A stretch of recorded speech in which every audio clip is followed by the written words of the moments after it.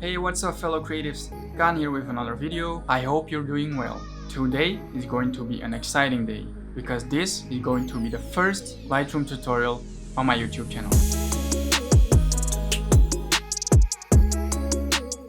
I will show you how I edit my photos in Lightroom so you can improve your workflow and learn some new features to take your photos to an even higher level. Let's say you are here, this will get you there. Or at least, I hope so. This will be a mini series in which I edit different kind of photos. And the first one will be an architecture photo.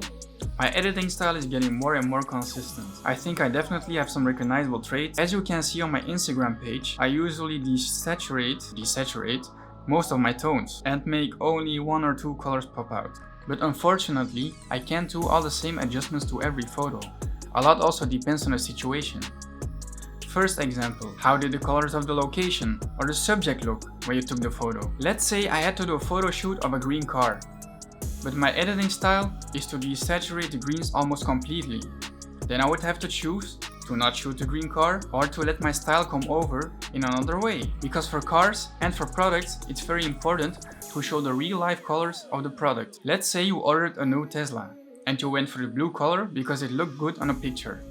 But when you receive the car, it actually looks more like light blue. Then you wouldn't be satisfied, right? And a second example is, what time of day is it? Let's say I went out to take photos of the sunset, then it would kinda be stupid to desaturate the reds, the yellows, and the oranges, because those are the three colors that are in the sunset. And why did you want to go shoot during a sunset when you were going to desaturate those colors anyway? Alright, as I've said before, we're gonna kick this series off with an architecture photo. In other episodes, I will also explain how I edit product photos, lifestyle photos, and portrait photos, because these four subjects are my favorite to shoot. For this photo, I'm gonna stay in Lightroom, because I only go to Photoshop if I need to remove like distracting things from my photos, or when I want to clean up a face or remove dust from a product. Alright, enough talking. Let's edit this photo. Alright, so this is the picture I chose. A look-up shot from a building in Rotterdam, the Netherlands. I edited this photo using my preset called Urban Light Gray. I use this one for almost all my architecture photos. And this is how the finished photo looks like.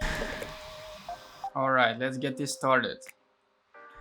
Okay, so the photo looks a bit warm to me. I think if we'd cool it down, it would look better. Around 5245 would be good. And then I'm gonna make the photo a bit more greenish. I think 25 would be alright. As you can see, the photo looks quite strange right now, but we're gonna fix this later. The next thing I'm going to do is to make the exposure a bit darker. We're gonna make this minus 1.25. And for the contrast, I'm gonna give +5.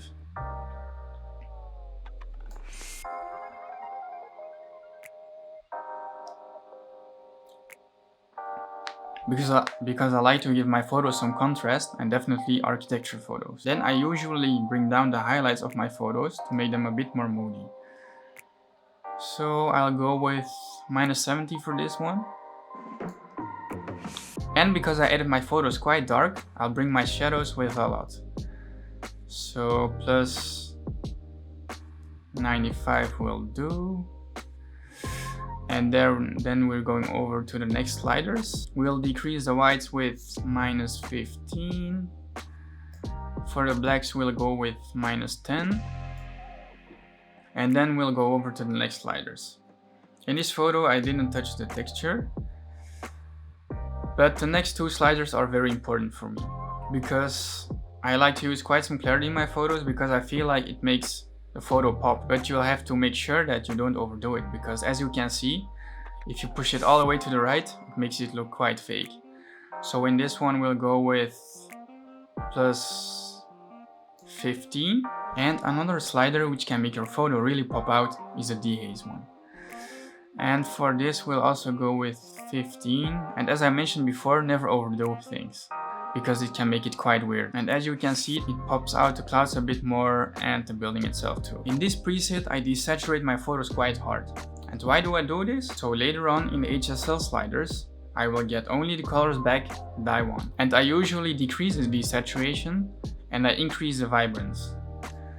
So for desaturation, we'll go with -55, and we're going to increase the vibrance with also 55. And I think this looks way better already. Now we're heading over to another important part of the edit, the tone curve right here. The tone curve is a very powerful tool in which you can affect the blacks, the shadows, the midtones, highlights, and the whites, from left to right. It really depends on each type of photo what the shape of my tone curve will look like. But in this preset I use the well-known S-curve. So how do we do this? I'm going to start by making a point right here in the middle, and then we're gonna get it up a bit, which increases the exposure, the overall exposure of the photo. And now we're gonna make 2 extra points, one for the highlights and one for the shadows. The usual S-curve looks something like this. So we're gonna up the highlights a bit. As you can see, the clouds start popping out. And we're gonna lower the shadows, which make the photos a bit darker. But what I also do a lot of times is pull the blacks here up quite a bit, so you can see the photo starts to get a bit of a fade. And then we're going to readjust the curve to our liking. So I'm gonna make an extra point right here in between the shadows and the blacks.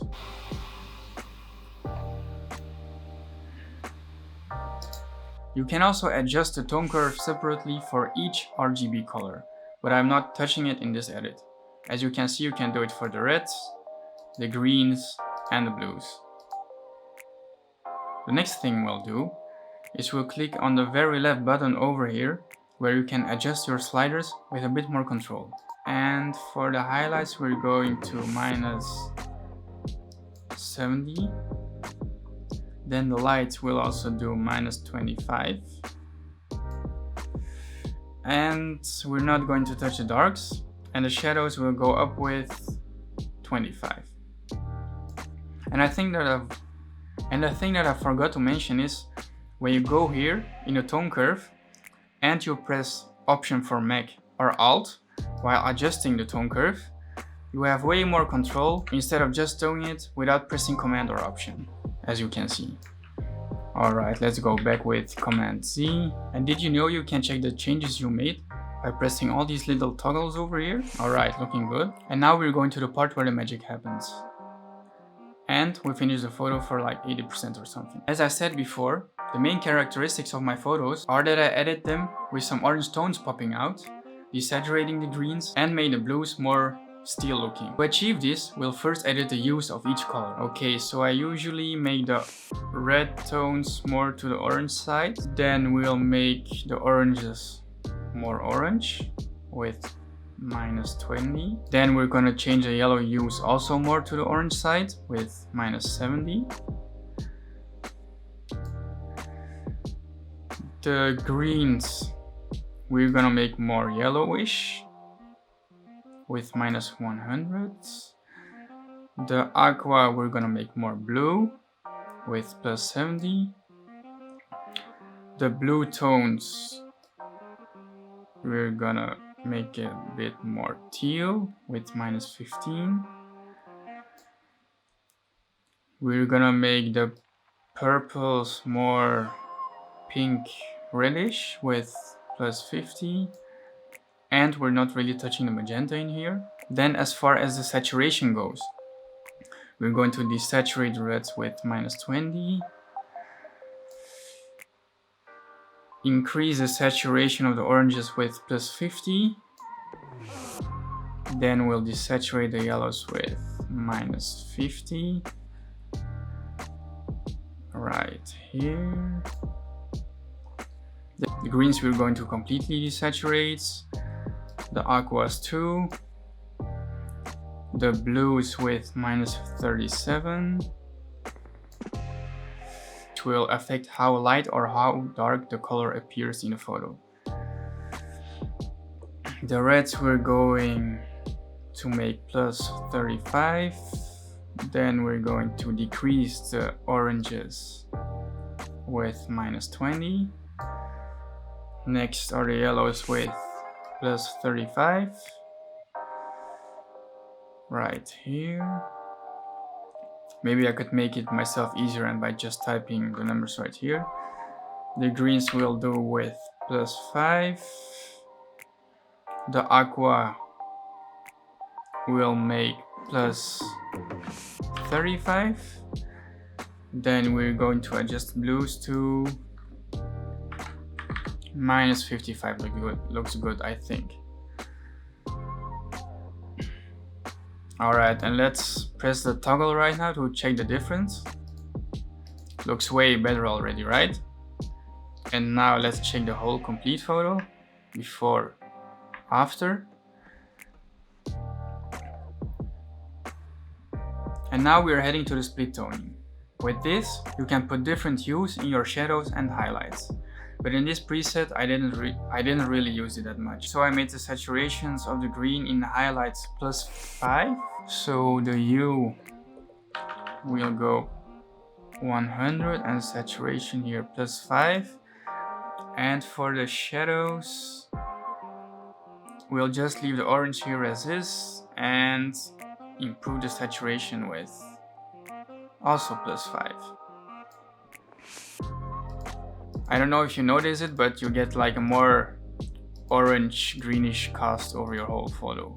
And then we're going over to the next section. I didn't change anything with the sharpening in this photo or in the noise reduction or in all these other sliders. Then the next thing I'll do is I always click remove chromatic aberration, but I'll go deeper into this in another tutorial. Alright, the next important part is to transform your photo. This is a very handy one because it could straighten your photo. In this photo I didn't use it because the photo should just look this way. When I press level, for example, it makes it look weird, or auto, it doesn't make sense at all. But those are usually the two things I use, level or auto. Then I usually use a little vignetting on my photos to put more focus on the subject. In this one, -10 will do. As you can see, the corners right here get a little bit darker. When I press this on and off, it puts really more emphasis on the building itself. And now we're going over to the last sliders in Lightroom. Maybe you haven't used it before, but the camera calibration tool is very powerful. It changes the colors of the photo just like the HSL panel, but the big difference between the HSL sliders and the camera calibration tool is that the calibration tool affects the overall definition of red, green or blue. Changing the reds, for example, in the HSL panel will target areas of the image that appear red. But if you change the reds in the camera calibration tool, it will affect all the pixels that contain red in their mix. Quite confusing, right? I know, but try it for yourself. So the first thing I'll do is I'm gonna make the shadows a bit more greenish with -15. And then we're gonna make the hue of the reds a bit more red in this one. -60 looks good to me. And we're gonna increase the saturation with 40. As you can see, the building starts to come to life.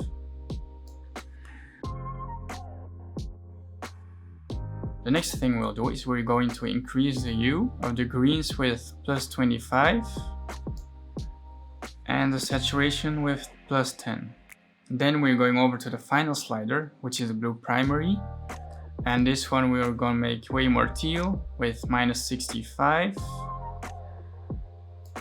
and the saturation +30. Okay, let's see what difference it makes. Okay, this makes the picture finally come alive. Alright, now we're almost finished. Now we're going to put the icing on the cake. First we're going to use the radial filter right over here and slide it over the top of the building. Like this. And then we're going to click invert, so it only affects this part of the filter. And as you can see, I pressed O before, so you can see the mask of the affected part. When I press O, I toggle it on and off. And a fun fact, if you press Shift plus O, you can change the color of the mask. Alright, let's turn the mask off again so we can see what the radial filter will do.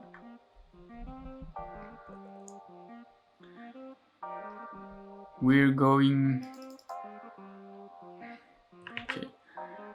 to reset this. You can do this by double clicking on effect. Then we will increase it with 0.35. The next thing we'll do is increase the contrast a bit with +10. And we're going to decrease the highlights with -10 and the clarity with +25. And as you can see, the photo is really coming alive right now. When we check the before and after, this really looks way better. And when using the radial filter, you have to make sure that the feathering is dialed in correctly. As you can see right here, you have feathering. Normally, when you don't affect the feathering, your effect is like graduated. So the middle is the most affected part, and as you go to the outer circle, the effect gets less and less visible. But if you change the feathering to the left, for example, everything is focused on the middle. And if you go to the right, the middle is like way less affected. So for each photo, you will have to look what works best. Alright, and now we're going to use the graduated filter. A new technique that I've been using since a while is to take the graduated filter and pull this graduated filter from the top of the photo all the way down, so it affects the whole photo. Let's see what it does. Alright, this looks good. Reset the effect again. And now we're going to increase the exposure with 2.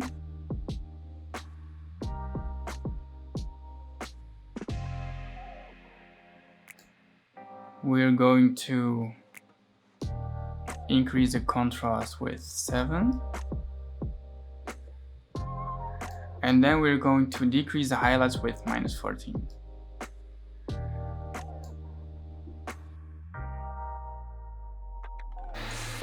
And now dehaze the photo with 25 to make the clouds pop a little bit and make the sky less blown out. Alright, let's press this toggle to see what it does. This looks amazing, right? And a new feature that Lightroom recently added is that you can change the hue of this filter to any color that you want. But we're not going to do this for this photo. Let's check O to see how it affects the photo. As you can see, the top part is way more affected than the bottom one. And you can change how much you want to affect in a photo by pulling the graduated filter up and down. Alright. Okay, now the final thing we're going to do is we're going to use the brush tool. You can do this by pressing K or by clicking over here on this button. We're going to reset the effect again. And a trick to make sure that you brush only the part you want to affect is to press and hold Command or Alt while you're brushing. And this is called auto masking. You can also do this by pressing here, but if you press Command or Alt, it's easier to switch between auto masking and normal masking. Let's press Alt, for example. As you can see, I only paint in the building. And you have to make sure that the cross in the middle doesn't get over the line of your subject, because otherwise it will paint it too. Okay, let's delete this. Now we're going to make this brush bigger, press Command, and let's start painting in the clouds. It's not always that accurate though. If you want to delete some parts which you painted, you can press Option, or you can go over here and click on Erase. Let's delete this part over here because I don't want to affect the windows or anything in the building itself. Alright, that looks good. And now we're going to decrease the exposure of the clouds with -50. And we're going to increase the dehaze with plus 35. That looks good, I think. And there it is, guys, the finished photo. I hope you learned something new today by seeing how I edit my photo. Now go try it for yourself and go level up your photos. Comment down below which tutorial you would like to see next first. A lifestyle photo, portrait photo, or a product photo editing tutorial. Please like this video if you think this video is helpful for you, and subscribe to my channel to see more valuable content like this in the future. And guys, please remember, keep having fun while working on this craft and never lose sight why you wanted to become a creative. Creatives, see you in the next one. How that sound? Yeah, that sound good. Tell 'em